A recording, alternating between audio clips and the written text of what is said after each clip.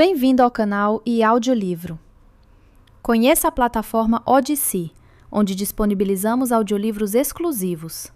Acesse agora odysee.com/e-audiolivro. Capítulo 21. Na fronteira da terra.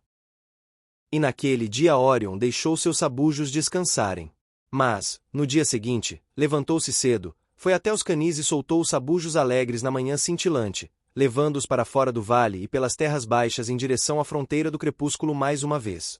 E não levou mais o arco, apenas a espada e o chicote, pois tinha aprendido a amar a alegria dos 15 sabujos quando caçaram um monstro de um chifre, sentiu que compartilhava a alegria de todos os sabujos, enquanto atirarem um deles com uma flecha seria apenas uma única alegria. Durante todo o dia ele percorreu os campos, cumprimentando um fazendeiro aqui e ali ou um trabalhador no campo e recebendo cumprimentos em resposta, e desejos de uma boa diversão. Mas, quando a noite chegou e ele estava perto da fronteira, cada vez menos pessoas o cumprimentavam quando passava, pois estava claramente viajando até locais aonde nenhum deles tinha ido, onde até seus pensamentos se continham. E assim ele ficou sozinho, mas animado com os pensamentos ansiosos e feliz com a camaradagem dos sabujos, e tanto seus pensamentos quanto os sabujos estavam voltados para a caçada. Ele chegou de novo à barreira do crepúsculo, onde as sebes desciam dos campos dos homens e ficavam estranhas e escuras sob um brilho que não é da nossa terra e desapareciam no crepúsculo. Parou com os sabujos perto de uma dessas sebes exatamente onde ela encostava na barreira. A luz ali na sebe, se é que se pode comparar com alguma coisa da nossa terra, era como a bruma ofuscante que brilha sobre uma sebe, vista apenas através de um campo, quando tocada pelo arco-íris. No céu, o arco-íris é claro, mas perto de um campo largo o fim do arco-íris mal aparece, mas uma estranheza celestial toca e altera a sebe. Em uma delas, uma luz como essa brilhava sobre o último espinheiro que crescia no campo dos homens. E logo além dela, como uma opala líquida, cheia de luzes errantes, estendia-se a barreira através da qual nenhum homem pode enxergar, e nenhum som atravessa além do toque das trompas élficas, e apenas para os ouvidos de pouquíssimos. As trompas tocavam agora, atravessando aquela barreira de luz fraca e silêncio com a ressonância mágica de sua nota de prata, que parecia ultrapassar todas as coisas que interferiam para chegar ao ouvido de Órion, enquanto a luz do sol atravessava o éter para iluminar os vales da lua. As trompas cessaram e nada mais sussurrava de Elflan, e todos os sons dali em diante eram os sons de uma tarde terrena. Até esses diminuíram, e mesmo assim nenhum unicórnio apareceu. Um cão latiu ao longe, um carrinho, o único som em uma estrada vazia, seguia cansado para casa.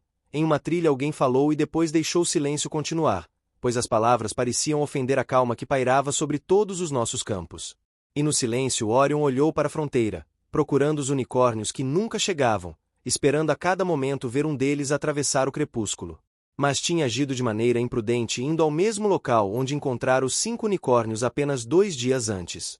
Pois, dentre todas as criaturas, os unicórnios são os mais cautelosos, protegendo sua beleza dos olhos dos homens sem nunca cessar a vigilância, habitando o dia todo além dos campos que conhecemos e entrando neles apenas raramente ao entardecer, quando tudo está imóvel, e com a máxima atenção, e mesmo assim se aventurando pouco além dos limites. Encontrar esses animais 2 vezes no mesmo local em 2 dias com os sabujos, depois de caçar e matar um deles, era mais improvável do que Órion pensava. Mas seu coração estava cheio do triunfo da caçada, e o cenário o atraiu de volta da maneira como esses cenários fazem. E agora ele olhava para a fronteira, esperando que uma dessas grandes criaturas a atravessasse com orgulho, uma grande forma tangível saindo da opalescência turva. E nenhum unicórnio veio. E, contemplando ali por tanto tempo, aquela fronteira curiosa começou a seduzi-lo até que seus pensamentos começaram a vagar com as luzes errantes, e ele desejou os picos de Elflan. E eles conheciam bem o fascínio que habitava naquelas fazendas espalhadas por toda a borda dos campos que conhecemos, e sabiamente mantinham os olhos sempre voltados para longe daquela maravilha que se estendia com seu deslumbramento de cores tão perto dos fundos de suas casas. Pois havia ali uma beleza que não existe em todos os nossos campos, e os fazendeiros ouvem na juventude que, se olharem para aquelas luzes errantes, não haverá nenhuma alegria para eles nos bons campos, nos finos sulcos marrons ou nas ondulações do trigo ou em qualquer coisa nossa. Mas seus corações estarão longe daqui com coisas élficas, sempre ansiando por montanhas desconhecidas e pelos povos não abençoados pelo Frei. E de pé agora, enquanto o entardecer terreno esvanecia, na beira daquele crepúsculo mágico, as coisas da terra escapavam rapidamente de sua lembrança e, de repente, toda sua atenção era para coisas élficas. De todas as pessoas que percorriam os caminhos dos homens, ele se lembrava apenas da mãe, e de repente soube, como se o crepúsculo lhe dissesse, que ela era encantada e que ele vinha de uma linhagem mágica. E ninguém tinha dito isso a ele, mas agora sabia. Durante anos, ele tinha passado muitas noites pensando e tentando descobrir para onde a mãe tinha ido. Imaginava em silêncio solitário. Ninguém sabia o que a criança estava pensando, e agora uma resposta parecia pairar no ar. Parecia que ela estava a pouca distância do outro lado do crepúsculo encantado que separava Elfland daquelas fazendas. Ele deu 3 passos e chegou à fronteira. Seu pé estava no limite dos campos que conhecemos. Em seu rosto a fronteira se espalhou como uma bruma na qual todas as cores das pérolas dançavam solenes. Um sabujo se agitou quando ele se moveu. A matilha virou a cabeça e o observou. Ele se levantou e eles voltaram a descansar. Tentou enxergar através da barreira, mas não viu nada além de luzes errantes produzidas pelo acúmulo de crepúsculos do fim de milhares de dias, que tinham sido preservados pela magia para construir aquela barreira ali. Então chamou pela mãe através daquele poderoso abismo, um dos poucos preservados pela magia para construir aquela barreira. Eram, de um lado, ele, a terra e os redutos dos homens e o tempo que medimos em minutos, horas e anos, e, de outro, Elfland e outro tipo de tempo. Ele a chamou 2 vezes e ficou escutando, e chamou de novo, e nenhum grito ou sussurro veio de Elfland. Ele sentiu então a magnitude do abismo que o separava dela, e sabia que era vasto, escuro e forte, como os abismos que separavam nossos tempos de uma época passada ou que ficam entre a vida cotidiana e a matéria dos sonhos, ou entre as pessoas que cultivam a terra e os heróis das canções, ou entre aqueles que ainda vivem e aqueles por quem choram. E a barreira cintilava e reluzia como se algo tão delicado nunca separasse os anos perdidos daquele momento em fuga chamado de agora. Ele ficou lá com os clamores da terra fracos no fim da tarde atrás de si e o brilho tranquilo do suave crepúsculo terreno, e diante dele, perto de seu rosto, o silêncio absoluto de Elfland e a barreira que produzia aquele silêncio, brilhando com sua estranha beleza. E agora ele não pensava mais nas coisas terrenas, apenas olhava para aquele muro de crepúsculo, assim como profetas ocupados com sabedorias proibidas contemplam cristais enevoados. E as pequenas luzes da fronteira construída pelo crepúsculo seduziam, provocavam e acenavam para tudo que era élfico no sangue de Orion, para tudo que ele tinha de magia da mãe. Pensou na mãe morando em uma calma solitária além da fúria do tempo. Pensou nas glórias de Elfland, vagamente conhecidas pelas lembranças mágicas que tinha da mãe. Não prestou mais atenção nem ouviu os pequenos apelos da noite terrena atrás de si. E, assim como todos esses pequenos apelos, perderam-se também para ele os costumes e as necessidades dos homens, as coisas que planejam, as coisas pelas quais trabalham e esperam, e todas as pequenas coisas que a paciência deles consegue. Com o novo conhecimento que lhe chegará dessa fronteira brilhante de que ele tinha sangue mágico, desejou imediatamente abandonar sua lealdade ao tempo e deixar as terras que estavam sob o domínio do tempo e sempre foram flageladas por sua tirania, deixá-las com não mais do que 5 passos curtos e entrar na terra perene onde sua mãe estava sentada com o próprio pai enquanto ele reinava em seu trono enevoado naquele salão de beleza desconcertante que apenas as canções previam.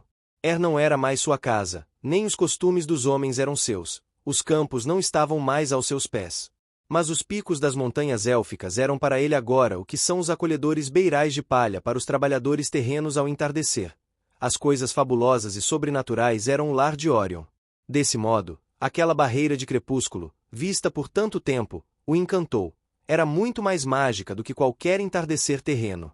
E há aqueles que podem tê-la contemplado por muito tempo e mesmo assim se afastado, mas Orion não faria isso facilmente, porque, embora a magia tenha poder para encantar coisas mundanas, elas respondem ao encantamento de maneira pesada e lenta, enquanto tudo que era mágico no sangue de Orion brilhava em resposta à magia que se mostrava na muralha protetora de Elfland.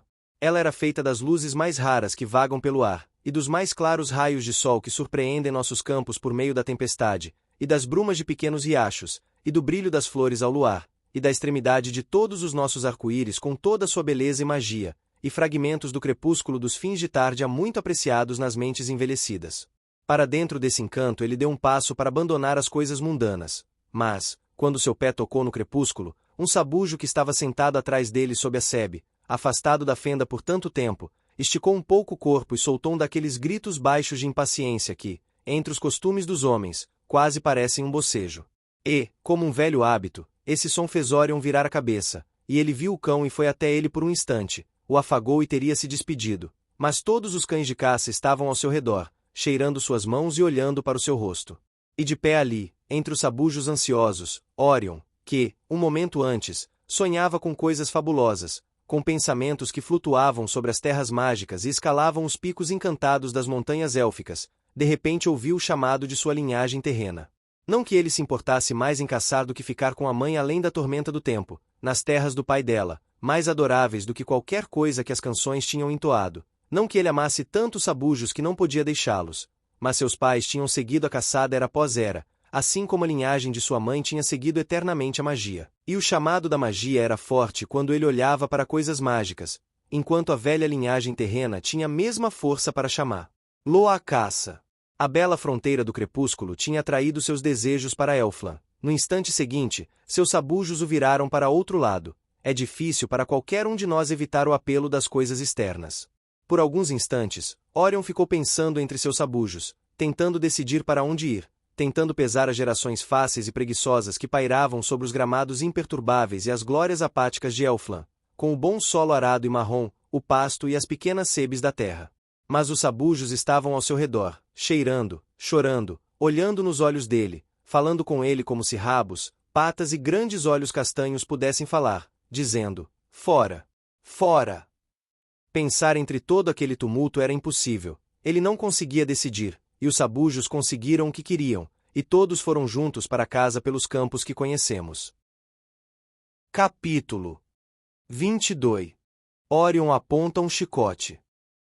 E muitas vezes, quando o inverno terminava, Orion voltava de novo com seus sabujos para aquela maravilhosa fronteira e esperava lá enquanto o crepúsculo terrestre desaparecia, e às vezes viam os unicórnios passarem de maneira engenhosa e silenciosa quando nossos campos estavam parados, enormes e belas formas brancas. Mas não levou mais nenhum chifre para o castelo de Er nem voltou a caçar pelos campos que conhecemos, porque os unicórnios, quando apareciam, entravam não mais do que alguns passos limitados nos nossos campos, e Orion não conseguiu apartar mais um de Elfland. Uma vez, quando tentou, quase perdeu todos os sabujos, pois alguns já estavam dentro da fronteira quando ele os trouxe de volta com o chicote. Mais 2 metros e o som de seu chifre terreno jamais conseguiria alcançá-los. Foi isso que lhe ensinou que, apesar de todo o poder que tinha sobre os sabujos, e mesmo que houvesse um pouco de magia nesse poder, ainda assim, um homem sem ajuda não podia caçar com sabujos tão perto da borda onde, caso um se extraviasse, estaria perdido para sempre. Depois disso, Orion observou os rapazes em seus jogos ao entardecer em Er, até identificar 3 que, em velocidade e força, pareciam superar os outros, e escolheu 2 deles para serem açoitadores. Foi até a cabana de um deles quando os jogos terminaram, no momento em que as luzes eram acesas. Estavam lá um rapaz alto com grande velocidade nos membros e sua mãe. Ambos se levantaram da mesa quando o pai abriu a porta e Orion entrou. E Orion, animado, perguntou ao rapaz se ele iria com os sabujos, se carregaria um chicote e impediria que um deles se desviasse. E um silêncio se instalou. Todos sabiam que Orion caçava animais estranhos e levava seus sabujos a lugares estranhos. Nenhum deles jamais tinha ido além dos campos que conhecemos. O rapaz temia ir além deles. Seus pais queriam se recusar a deixá-lo ir. Por fim, o silêncio foi quebrado por desculpas, frases murmuradas e assuntos inacabados, e Orion viu que o rapaz não iria. Ele foi então à casa do outro. Lá também havia velas acesas e uma mesa posta. Havia 2 velhas e o rapaz jantando. E a eles Orion contou que precisava de um açoitador e pediu ao rapaz que fosse com ele. O medo naquela casa era mais acentuado. As velhas gritaram juntas que o rapaz era muito jovem, que ele não conseguia correr tão bem quanto costumava, que não era digno de uma honra tão grande, que os cães de caça nunca confiariam nele. E disseram muito mais do que isso, até que se tornaram incoerentes. Orion os deixou e foi à casa do terceiro. Aconteceu a mesma coisa ali. Os anciãos tinham desejado a magia para Er, mas tocar de verdade nela ou apenas pensar nela perturbava o povo em suas cabanas. Ninguém dispensaria os filhos para irem aonde não conheciam, para lidarem com coisas que os boatos, como uma sombra grande e sinistra, tinham espalhado tão sombriamente pelo vilarejo de Er. Então Orion seguiu sozinho com os sabujos quando os tirou do vale e foi para o leste pelos nossos campos aonde o povo da terra não queria ir. Era o fim de março e Orion dormia em sua torre, quando chegou a ele, lá de baixo, estridente e claro no início da manhã, o som de seus pavões gritando. O balido de ovelhas lá em cima nas encostas também veio acordá-lo, e os galos estavam cacarejando de maneira tumultuada, pois a primavera cantava no ar ensolarado. Ele se levantou e foi até os sabujos, e logo os primeiros trabalhadores o viram subir pelo lado íngreme do vale com todos os sabujos atrás, manchas castanhas no verde. E assim ele passou pelos campos que conhecemos. E assim chegou, antes que o sol se pusesse, àquela faixa de terra da qual todos os homens se desviavam, onde a oeste ficavam as casas dos homens entre os campos de argila marrom e a leste as montanhas élficas brilhavam do outro lado da fronteira do crepúsculo. Ele seguiu com os sabujos ao longo da última sebe até a fronteira. E, assim que chegou lá, viu um raposo escapar do crepúsculo entre a terra e Elfland, correr alguns metros ao longo da borda dos nossos campos e depois voltar para o outro lado. E a respeito disso Orion não pensou nada, pois é hábito do raposo assombrar assim a borda de Elfland e retornar aos nossos campos. É assim que ele nos traz alguma coisa que nenhuma de nossas cidades imagina. Mas logo o raposo saiu de novo do crepúsculo, correu um pouco e voltou à barreira luminosa mais uma vez. Orion observou para ver o que o raposo estava fazendo. E mais uma vez ele apareceu no campo que conhecemos e voltou ao crepúsculo. E os sabujos também observavam e não demonstravam nenhum desejo de caçá-lo, pois tinham provado um sangue fabuloso. Orion caminhou ao lado do crepúsculo na direção em que o raposo estava indo, com a curiosidade aumentando à medida que o raposo se esquivava entrando e saindo dos nossos campos. Os sabujos o seguiram lentamente e logo perderam o interesse pelo que o raposo fazia. E de repente a coisa curiosa foi explicada, pois Lurulu repentinamente pulou pelo crepúsculo e esse troll apareceu nos nossos campos. Era com ele que o raposo estava brincando. Um homem, disse Lurulu em voz alta para si mesmo ou para o camarada raposo, falando na língua dos trolls. E de repente Orion lembrou-se do troll que tinha entrado no seu quarto com um pequeno amuleto contra o tempo, pulado de prateleira em prateleira e atravessado o teto e enfurecido Ziruonderel, que temia por suas louças. O troll, disse ele, também na língua dos trolls, pois sua mãe murmurara isso para ele quando criança, quando lhe contava histórias sobre os trolls e suas canções milenares. Quem é esse que conhece a língua dos trolls? Indagou Lurulu. E Orion disse seu nome, que não significava nada para Lurulu. Mas ele se agachou e vasculhou um pouco em busca do que corresponde na língua dos trolls à nossa memória, e durante a procura em muitas lembranças triviais que tinham escapado à destruição do tempo nos campos que conhecemos, e a apatia indiferente de eras imutáveis em Elfland, ele recuperou de uma só vez suas lembranças de e olhou para Orion de novo e começou a cogitar. E, nesse mesmo instante, Orion contou ao troll o nome augusto de sua mãe. Lurulu fez imediatamente o que é conhecido entre os trolls de Elfland como a humilhação de 5 pontos, isto é, curvou-se encostando os joelhos, as mãos e a testa no chão. Em seguida, levantou-se com outro grande salto no ar, pois a reverência não repousava em seu espírito por muito tempo. O que você está fazendo nos campos dos homens? Indagou Orion. Brincando, respondeu Lurulu. O que você faz em Elfland? Observa o tempo, respondeu Lurulu. Isso não me divertiria, comentou Orion. Você nunca fez isso, argumentou Lurulu. Não pode observar o tempo nos campos dos homens. Por que não? Perguntou Orion. Ele se move rápido demais. Orion ponderou um pouco sobre isso, mas não conseguiu chegar a lugar nenhum, porque, nunca tendo saído dos campos que conhecemos, ele só conhecia um ritmo do tempo e, portanto, não tinha meios de comparação.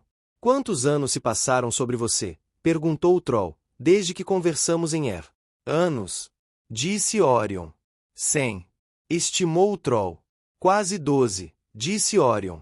E você? Ainda é hoje, respondeu o troll. E Orion não falou mais do tempo, pois não se importava com a discussão de um assunto sobre o qual ele parecia conhecer menos do que um troll comum. Quer carregar um chicote, disse ele, e correr com meus sabujos enquanto caçamos o unicórnio nos campos que conhecemos? Lurulu olhou atentamente para os sabujos, observando seus olhos castanhos. Os sabujos reviraram o nariz cheios de dúvidas em direção ao troll e farejaram de um jeito inquisitivo. São cães, disse o troll, como se isso fosse negativo. Mas têm pensamentos agradáveis. Então você vai carregar o chicote? Indagou Orion. Sim. Sim, respondeu o troll. Orion deu a ele seu próprio chicote bem ali, tocou o chifre e se afastou do crepúsculo, e disse a Lurulu para manter os sabujos juntos e conduzi-los atrás dele. E os sabujos ficaram inquietos ao ver o troll e farejaram de novo, mas não conseguiram torná-lo humano, e não estavam dispostos a obedecer a uma criatura que não era maior do que eles. Correram até ele por curiosidade, fugiram com nojo e ficaram para trás por desobediência. Mas os recursos ilimitados daquele troll sagaz não eram fáceis de frustrar, e o chicote subiu de repente, parecendo 3 vezes maior naquela mão minúscula, e voou para frente e estalou na ponta do focinho de um sabujo. O sabujo uivou, depois pareceu surpreso, e o resto ficou irrequieto. Devem ter pensado que foi um acidente. Mas o chicote disparou de novo para frente e estalou em outra ponta de focinho, e os sabujos viram que não era o acaso que guiava aqueles golpes ardentes, e sim um olho fatal e certeiro. E dali em diante eles reverenciaram Lurulu, embora não tivesse cheiro de humano. E assim Orion e sua matilha de sabujos foram para casa no fim da tarde, e nenhum cão-pastor mantinha o rebanho em campos assombrados por lobos mais seguro ou mais próximo do que Lurulu deixava a matilha. Ele estava em cada flanco ou atrás deles, onde quer que houvesse um atrasado, e conseguia pular de um lado para o outro por cima da matilha. E as montanhas élficas azul clara sumiram de vista antes que Orion se afastasse 100 passos da fronteira, pois seus picos sombrios estavam ocultos pela escuridão terrena que se aprofundava sobre os campos que conhecemos. Eles foram para casa, e logo apareceu acima deles a multidão errante das nossas estrelas vistas na terra. De vez em quando, Lurulu olhava para cima para se maravilhar com elas, como todos nós já fizemos em algum momento, mas, na maioria das vezes, ele mantinha a atenção nos sabujos, pois agora que estava nos campos terrenos tinha que se preocupar com as coisas da terra. E nenhum sabujo se desviou sem que o chicote de Lurulu tocasse nele, com sua pequena explosão, às vezes na ponta da cauda, espalhando uma poeira de fragmentos de pelo e chicote, e o sabujo gritava e corria para os outros, e toda a matilha sabia que outro daqueles golpes infalíveis tinha atingido um deles. Uma certa graça com o chicote, uma certa confiança no objetivo ocorre quando uma vida é dedicada a carregar um chicote entre sabujos. Vem, digamos, em 20 anos. E às vezes é hereditária, e isso é melhor do que anos de prática. Mas nem os anos de prática nem o costume do chicote na linhagem podem dar a mira certeira que uma coisa consegue, e essa coisa é a magia. O arremesso do chicote, tão imediato quanto a virada repentina de um olho, seu bote sobre um ponto escolhido tão direto quanto a visão, não era desta terra. E embora os estalos daquele chicote parecessem, para os homens que passavam, nada mais do que o trabalho de um caçador terreno, os sabujos sabiam que havia mais do que isso, algo além dos nossos campos. Havia um toque de aurora no céu quando Orion viu de novo o vilarejo de Er, enviando para o alto colunas de fumaça dos primeiros fogareiros, e ele veio com os sabujos e o novo açoitador descendo pelo vale. As primeiras janelas acesas piscaram para ele enquanto descia a rua e chegava em silêncio e no frio aos canis vazios. E, quando todos os cães estavam enrolados na palha, ele encontrou um lugar para Lurulu, um pombal empoeirado em que havia sacos e alguns montes de feno. Alguns pombos tinham fugido de um pombal ali perto e habitavam ao longo das vigas. Ali Orion deixou Lurulu e foi para a torre, sentindo frio, sono, fome e cansado como não estaria se tivesse encontrado um unicórnio, mas o barulho da falação do troll ao encontrá-lo na fronteira tornará inútil esperar os animais cautelosos naquela noite. Orion dormiu. Mas o troll no pombal empoeirado estava deitado no maço de feno, contemplando os caminhos do tempo. Ele viu as estrelas passando através das aberturas nos painéis velhos, eram pálidas. Viu a outra luz se espalhar, viu a maravilha do nascer do sol, sentiu a escuridão do pombal cheio do arrulhar dos pombos, observou seus hábitos inquietos, ouviu os pássaros silvestres se mexendo em olmos próximos e homens ao longe pela manhã, cavalos, carroças e vacas, e tudo mudando conforme a manhã seguia. Uma terra de mudanças. A deterioração das tábuas no pombal, o musgo do lado de fora da argamassa e a madeira velha se desfazendo, tudo parecia contar a mesma história. Mudanças e nada permanente. Ele pensou na calma milenar que guardava a beleza de Elfland. E depois pensou na tribo de trolls que tinha deixado, imaginando o que eles pensariam dos costumes da terra. E os pombos de repente ficaram aterrorizados com o estrondo selvagem das gargalhadas de Lurulu. Capítulo 23. Lurulu observa a inquietude da terra. Enquanto o dia passava e Orion ainda dormia pesado, e até os sabujos estavam em silêncio em seus canis um pouco distantes, e o ir e vir de homens e carroças lá embaixo não tinha nada a ver com o troll, Lurulu começou a se sentir sozinho. Os trolls marrons são tão numerosos nos vales que habitam que ninguém se sente sozinho lá. Ficam sentados ali em silêncio, apreciando a beleza de Elfland ou seus próprios pensamentos insolentes, ou nos raros momentos em que Elfland é agitada em sua profunda calma natural, suas risadas inundam os vales. Eles não se sentiam mais solitários lá do que os coelhos. Mas em todos os campos da terra havia apenas um troll, e aquele troll se sentiu solitário. A porta do pombal se abria a uns 3 metros de distância da porta do palheiro e quase 2 metros acima. Uma escada levava ao palheiro, presa à parede com braçadeiras de ferro, mas nada se comunicava com Pombal para que os gatos não seguissem por aquele caminho. Dali vinha o murmúrio da vida abundante, que atraiu o troll solitário. O salto de porta em porta não era nada para ele, que aterrissou no Pombal em sua atitude habitual, com uma expressão desavergonhada de boas-vindas no rosto. Mas os pombos fugiram pelas janelas com rufar de asas, e o troll continuou sozinho. Ele gostou do Pombal assim que olhou para ele. Gostou dos sinais de vida abundante, das 100 casinhas de telha e gesso, da miríade de penas e do cheiro bolorento. Gostou da tranquilidade milenar do Pombal sonolento e das enormes teias de aranhas que cobriam os cantos, retendo anos e anos de poeira. Ele não sabia o que eram teias de aranha, nunca as tinha visto em Elfland, mas admirou o trabalho manual. A idade do Pombal que encher os cantos com teias de aranha e pedaços de gesso quebrado caídos da parede, mostrando tijolos rubicundos e desnudando as ripas do telhado e até as telhas acima, dava ao lugar sonhador um ar não muito diferente da calma de Elfland.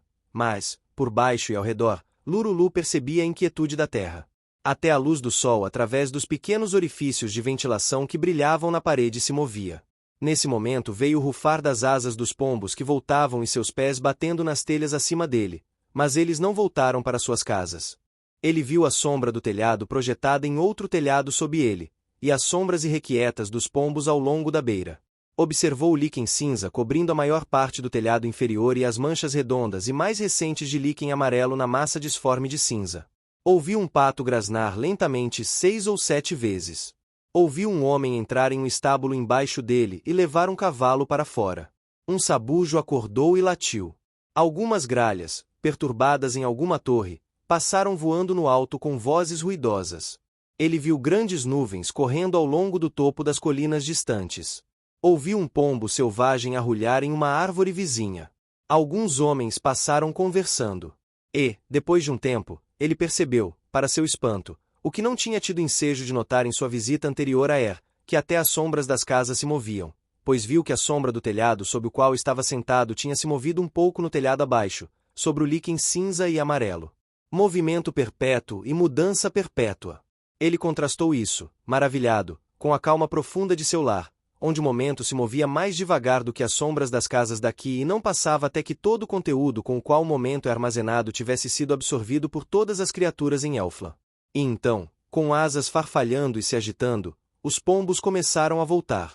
Vieram do topo das ameias da torre mais alta de na qual tinham se abrigado por um tempo, sentindo-se protegidos dessa coisa estranha e nova que temiam pela grande altura e pela idade milenar. Voltaram e pousaram no peitoril das pequenas janelas e olharam com um olho só para o troll. Alguns eram todos brancos, mas os cinza tinham pescoços cor de arco-íris que eram um pouco menos encantadores do que as cores que formavam o esplendor de Elfland. E Luru-Lu, enquanto eles o observavam com desconfiança no canto onde ainda estava sentado, ansiava pela companhia delicada. E, quando reparou que esses filhos inquietos de um ar e de uma terra não queriam entrar, ele tentou acalmá-los com a inquietação a que estavam acostumados e com a qual acreditava que todos que habitavam os nossos campos se deliciavam. Ele pulou de repente, saltou para uma casa construída em ardósia para pombos no alto de uma parede, disparou até a parede seguinte e voltou ao chão, mas houve um farfalhar ruidoso de asas e os pombos se foram. E aos poucos ele aprendeu que os pombos preferiam a quietude. Suas asas logo voltaram para o telhado, seus pés bateram e estalaram nas telhas de novo, mas voltaram para suas casas por pouco tempo. E o troll solitário ficou olhando pelas janelas, contemplando os costumes da terra. Viu uma alvéola branca leve no telhado inferior, ficou observando até ela ir embora. E 2 pardais vieram até um pouco de milho que tinha caído no chão. Ele também os observou. Cada um era de um gênero inteiramente novo para o troll, e ele não demonstrou mais interesse ao observar todos os movimentos dos pardais do que demonstraríamos se nos encontrássemos com um pássaro totalmente desconhecido. Quando os pardais se foram, o pato grasnou de novo, tão deliberadamente que outros 10 minutos se passaram enquanto Luru-Lu tentava interpretar o que estava dizendo e, embora tenha desistido porque outros interesses o atraíram, ele tinha certeza de que era algo importante. Então as gralhas voltaram fazendo baderna, mas suas vozes soaram frívolas, e Luru-Lu não lhes deu muita atenção. Quanto aos pombos no telhado que não voltavam para casa, ele ouviu por muito tempo, sem tentar interpretar o que estavam dizendo, mas satisfeito com o caso que os pombos contaram, sentindo que eles contaram a história da vida, e que tudo estava bem. E sentiu, enquanto ouvia a conversa baixa dos pombos, que a terra devia existir havia muito tempo. Para além dos telhados, as árvores altas se erguiam sem folhas, exceto os carvalhos sempre verdes, alguns louros, pinheiros e teixos, e a era que subia pelos troncos, mas os brotos da faia estavam se preparando para estourar, e a luz do sol cintilava e reluzia nos brotos e folhas, e a era e o louro brilhavam. Uma brisa passou e um pouco de fumaça fluiu de uma chaminé próxima. Ao longe, Lurulu viu um enorme muro cinza de pedra que circundava um jardim todo adormecido ao sol, e clara a luz do sol, viu uma borboleta manobrar e mergulhar no jardim. Em seguida, viu 2 pavões passarem lentamente. Viu a sombra dos telhados escurecendo a parte inferior das árvores brilhantes. Ouviu um galo cacarejar em algum lugar, e um sabujo latiu de novo. E então uma chuva repentina caiu sobre os telhados, e os pombos quiseram voltar imediatamente para casa. Eles pousaram do lado de fora das pequenas janelas de novo e todos olharam de esguelha para o troll. Lurulu ficou muito quieto dessa vez. E, depois de um tempo, os pombos, apesar de perceberem que ele não era um deles, concordaram que ele não pertencia à tribo dos gatos e finalmente voltaram para a rua de suas casas minúsculas e continuaram com seu curioso conto milenar. E Lurulu desejava retribuir com curiosos contos dos trolls, as lendas preciosas de Elfland, mas descobriu que não conseguiria fazê-los entender a língua dos trolls.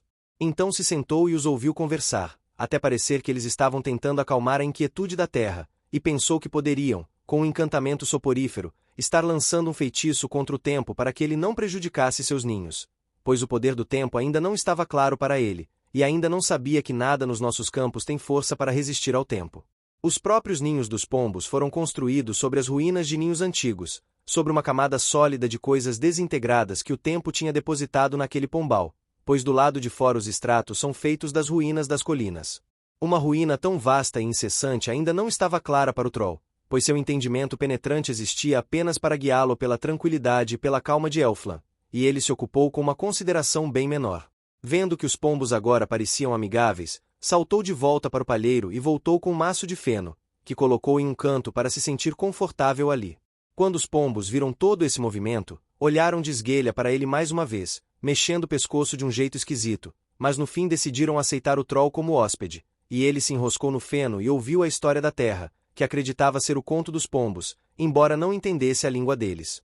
Mas o dia foi passando e a fome tomou conta do troll muito mais cedo do que em Elfland, onde, mesmo quando estava com fome, só precisava estender as mãos e pegar as bagas que pendiam baixas das árvores que cresciam na floresta à margem dos vales dos trolls.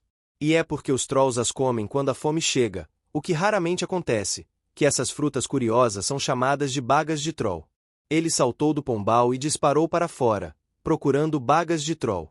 E não havia nenhuma baga, pois existe apenas uma estação para elas, como sabemos bem, esse é um dos truques do tempo. Mas, para o troll, o fato de que todas as bagas da terra morriam por um período era muito chocante para ser compreendido. Ele estava entre as construções da fazenda e viu um rato andando arqueado devagar por um galpão escuro. Não sabia nada da língua dos ratos, mas é curioso que, quando 2 pessoas estão atrás da mesma coisa, cada uma de algum jeito sabe imediatamente o que a outra está procurando assim que a vê. Todos nós somos parcialmente cegos para as ocupações de outras pessoas, mas, quando encontramos alguém envolvido na nossa própria busca, de alguma forma logo parecemos saber sem precisar que nos avisem. E, no instante em que Lurulu viu o rato no galpão, pareceu saber que ele estava procurando comida. E assim ele seguiu o rato em silêncio. E logo o rato chegou a um saco de aveia e, para abri-lo, não demorou mais do que o necessário para descascar uma fileira de ervilhas, e em pouco tempo estava comendo a aveia. É gostoso? Indagou o troll na língua dos trolls. O rato olhou para ele sem entender, notando sua semelhança com os homens, e por outro lado, sua dissemelhança com os cães. Mas, no geral, o rato ficou insatisfeito e, depois de um longo olhar, se virou em silêncio e saiu do galpão. Então Lurulu comeu a aveia e descobriu que era gostosa. Quando tinha comido aveia suficiente, o troll voltou para o pombal e ficou ali por um longo tempo, em uma das pequenas janelas que davam para os telhados, olhando para os novos e estranhos modos do tempo. E a sombra nas árvores ficou mais alta, e o brilho sumiu dos louros e de todas as folhas inferiores. E a luz das folhas de era e das azinheiras passou de prateado para ouro pálido. E a sombra ficou ainda mais alta. O mundo inteiro cheio de mudanças. Um velho de barba branca, estreita e comprida, aproximou-se lentamente dos canis, abriu a porta e entrou para alimentar os sabujos com a carne que trouxera de um galpão. A noite inteira ecoou o clamor dos cães. E logo o velho saiu de novo, e sua partida lenta pareceu ao troll vigilante um pouco mais da inquietude da terra. Um homem veio devagar, conduzindo um cavalo para o estábulo sob o pombal, e foi embora e deixou o cavalo comendo. As sombras agora estavam mais altas nas paredes, nos telhados e nas árvores. Somente as copas das árvores e a ponta de um campanário alto tinham alguma luz. Os botões rubicundos nas faias altas brilhavam agora como rubis opacos. E uma grande serenidade veio com o céu azul claro, e pequenas nuvens flutuando vagarosas ali se transformaram em um laranja flamejante, por onde as gralhas passavam indo para casa, em direção a um grupo de árvores sob as encostas. Era uma cena tranquila. E, no entanto, para o Troll, enquanto contemplava no pombal empoeirado no meio de gerações de penas, o barulho das gralhas e sua multidão aglomerando-se no céu, o som contínuo e tedioso do cavalo comendo, o som preguiçoso ocasional de pés voltando para casa e o lento fechamento dos portões pareciam ser as provas de que nada descansava em todos os campos que conhecemos. E o vilarejo preguiçoso e sonolento que sonhava no Vale de Er e que não sabia nada de nenhuma outra terra como o povo sabia. Sua história parecia, para aquele simples Troll, um turbilhão de inquietude. E agora a luz do sol tinha sumido dos lugares mais altos, e uma lua de alguns dias de idade brilhava sobre o pombal, longe da vista da janela de Lurulu, mas enchendo o ar com uma nova tonalidade estranha. E todas essas mudanças o desnortearam, de modo que, por um tempo, ele pensou em retornar a Elfland, mas o impulso de surpreender os outros Trolls voltou à sua mente, e enquanto esse impulso ainda existia, ele desceu do pombal e foi procurar Orion. Capítulo 24. Lurulu fala da terra e dos costumes dos homens. O Troll encontrou Orion em seu castelo e apresentou seu plano. Resumidamente, o plano era ter mais açoitadores para Matilha. Pois nem sempre alguém sozinho conseguia evitar que todos os sabujos se extraviassem quando iam à fronteira do crepúsculo, onde, a poucos metros de distância, havia espaços dos quais, se um sabujo conseguisse voltar para casa, como os sabujos perdidos fazem à noite, chegaria todo arrasado e destruído pela idade pela meia hora que passou desgarrado. Cada sabujo, disse Lurulu, deveria ter um Troll para guiá-lo e correr com ele quando caçasse e ser seu servo quando chegasse em casa com fome e enlameado. E Orion viu de imediato a vantagem inigualável de ter cada sabujo controlado por uma inteligência alerta, apesar de minúscula, e disse a Lurulu que fosse buscar os Trolls.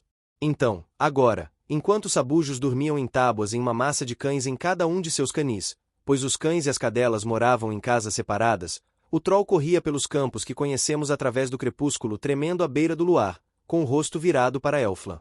Ele passou por uma casa de fazenda branca com uma janelinha virada para ele que cintilava em amarelo brilhante em uma parede azul clara com um tom que obtinha da lua. 2 cães latiram para ele e correram para persegui-lo, e esse Troll os teria enganado e ridicularizado em qualquer outra ocasião, mas agora sua mente estava cheia até a borda com sua missão, e ele não prestou mais atenção do que um dente de leão teria prestado atenção a eles em um dia de vento em setembro e continuou saltando sobre as pontas do gramado até que os cães perseguidores estivessem bem distantes e ofegantes.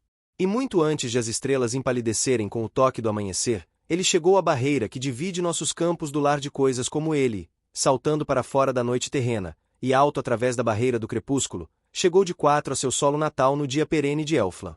Pela beleza deslumbrante daquele ar pesado que ofusca nossos lagos ao nascer do sol e deixa todas as nossas cores pálidas, ele correu, cheio de novidades que tinha para surpreender os amigos. Foi para a charneca dos Trolls, onde moram em suas habitações esquisitas, e soltou grunhidos quando passou pelo local onde os Trolls convocavam seu povo, e chegou à floresta em que os Trolls moravam em troncos de árvores enormes, porque há Trolls da floresta e Trolls da charneca, 2 tribos que são amigas e parentes, e lá pronunciou outra vez os gritos de convocação dos Trolls.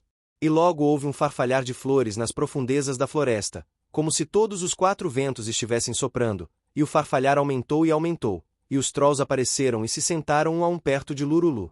E o farfalhar continuou aumentando, perturbando toda a floresta, e os Trolls marrons se espalharam e se sentaram ao redor de Lurulu. De muitas raízes de árvores e cavidades cheias de samambaias eles vieram fazendo bagunça, assim como vieram das altas e finas gomags ao longe nas charnecas, para dizer o nome que recebem em Elfland as habitações esquisitas para as quais não há nome terreno, o estranho material cinza parecido com tecido pendurado como uma tenda em torno de uma vara. Eles se reuniram ao redor dele sob a luz fraca, mas cintilante, que flutuava entre as folhagens daquelas árvores mágicas, cujos troncos altos ultrapassavam nossos pinheiros mais antigos, e brilhava nas pontas de cactos com os quais nosso mundo sonha.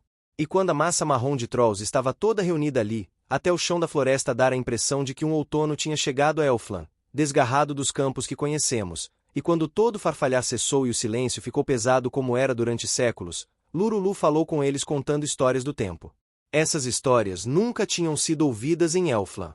Os Trolls já tinham aparecido nos campos que conhecemos e voltaram cismados. Mas Lurulu, entre as casas de Er, tinha estado no meio dos homens. E o tempo, como ele disse aos Trolls, se movia no vilarejo com uma velocidade mais maravilhosa do que nunca no gramado dos campos da terra.